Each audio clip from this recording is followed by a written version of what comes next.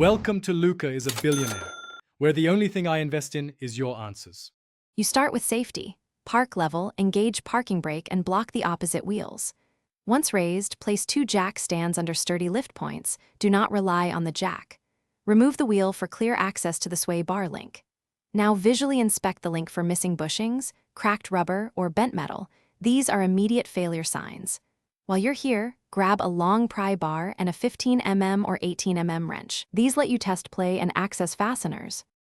You now perform hands-on checks. With the wheel off, push and pull the sway bar and control arm to feel for play. Once done, use a pry bar at each end of the link. Apply steady force and watch the joint. If you get 1/4 inch or more movement, or hear clunks, the link or bushing is worn. Make sure to inspect the stud threads, nut tightness, and split pin if present. These explain loose connections even if the link itself appears straight. You'll remove the link by holding the stud and breaking the nut free. Use penetrating oil if seized.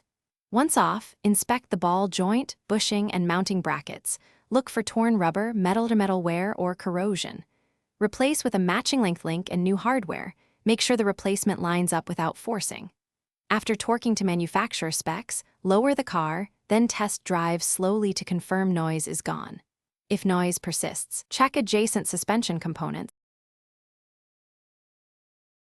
Thanks for watching and please subscribe. It's the best investment you'll ever make.